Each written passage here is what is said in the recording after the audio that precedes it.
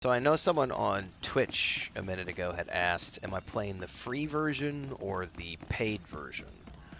And I haven't done an updated video for 2025, so that might be a good chance for me to talk about that a little bit. So I am currently playing on the free-to-play version.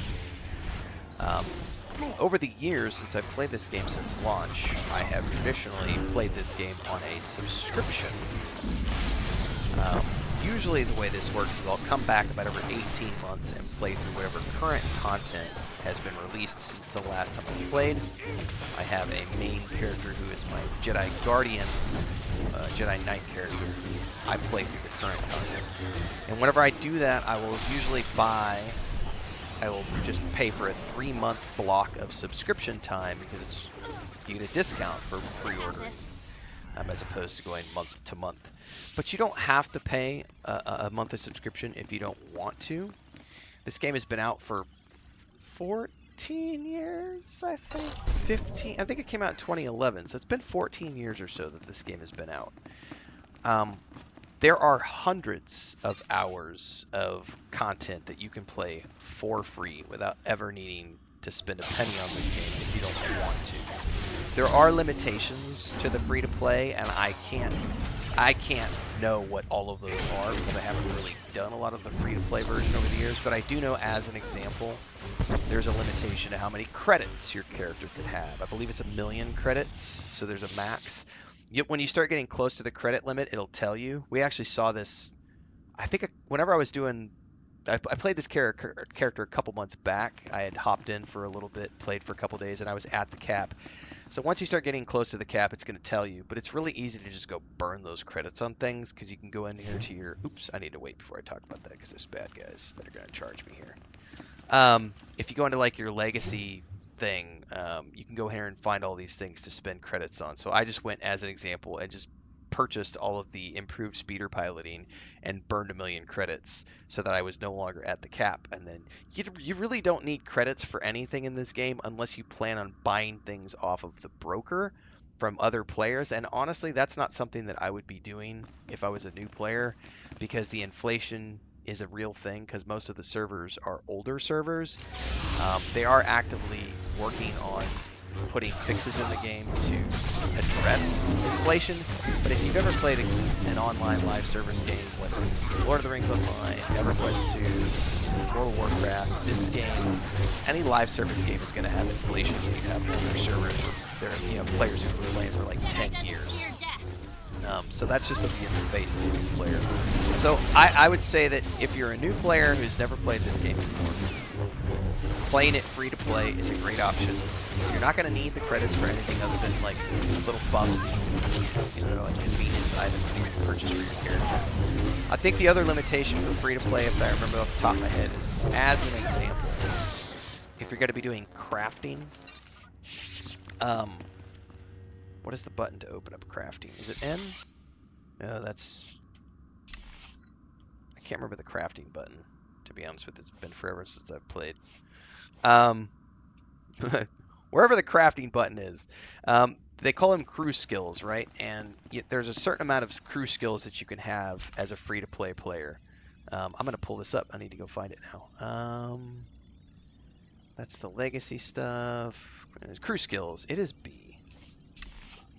Apparently I don't have any. I wasn't paying attention when I said this. So it'll say, I don't have any on this character because I don't care to do any crafting on this character. But as an example, if you're a free-to-play account, you have a limit of, I believe, 2. And then if you want the third, it'll say something like you need to have a VIP subscription to have the third character slot if you want to do crafting. But you can also go into the cartel store and spend coins to unlock that third character slot, that third crafting slot, so that you have it forever, whether you have a VIP subscription or not. And this will be where, as a free-to-play player, you can earn coins in a variety of ways. One of the easiest ways is like if you have the security app for two-factor authentication installed on your phone, you get automatic points every single month. I think it's like 100 or 150 coins per month. So I just have that installed on my phone. And a lot of times if I don't play for like a year, I'll come back and I'll have like an extra, 1,200, 1,500 points or whatever, and then I come in here in the store and spend points on things. We just recently, as a matter of fact, I'm down to 600. You can't see it because it's behind my head. I'm down to 600 points right now because when I started this character a couple months back or whatever, I immediately went into the store and had like 4,000 points to spend, and I went and bought this outfit and the lightsaber for this character from the cartel store. So what are the perks to, if you want to pay a monthly subscription, you get like 500 coins per month to spend in the cartel market. But as again, this goes back to if you're free to play, there's a credit limit, which doesn't impact you unless you're going to be buying off the broker, which you're probably not going to be doing it for a new player anyway. There's a limit on how many crafting skills you can get, but you could buy those from the store to unlock on your character and just buy it piecemeal. I believe there's also the purple gear. I don't think I have any purple. I do, but I've already purchased it for this character, I think.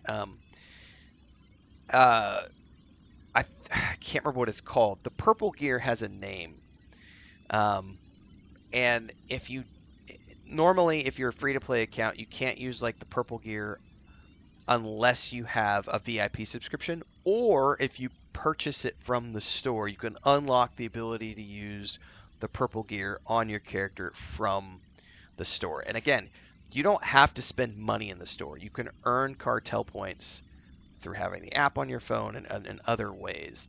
So the subscription is just there to be like, hey, if you're having a lot of fun playing this game, there's a subscription, and you get like convenience perks for having a monthly subscription. I believe also the most current content, like whatever that is behind a subscription, which many other games do it that way as well. So it's kind of a situation of, if you play like the origin stories, there's 8 origin stories. Each one has about 25 hours of storyline behind it. You could play the origin storylines alone and get 200 hours of free gameplay out of this game in the 1 to 50 content. Then there's all the expansions that you can go play, which is another few hundred hours of time. There's all the planets if you want to do that. There's the storylines for each one of the planets. There's the ship combat if you want to do that. There's the PvP stuff if you want to get into that kind of stuff. Again, there's arguably, I would say, there's probably around 500 hours of free content that you can play in this game without ever needing to spend a single dime on Star Wars: The Old Republic if you wanted to. But I always come back and say, if you're having fun and you want the most out of this game, it's totally worth your time to spend on the subscription.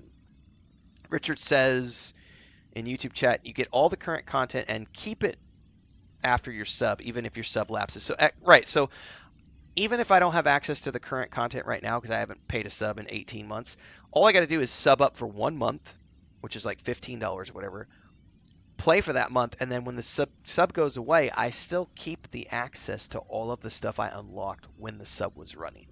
So it's a very cost-effective and consumer-friendly way of doing their monetization. So it just depends on how much fun are you having.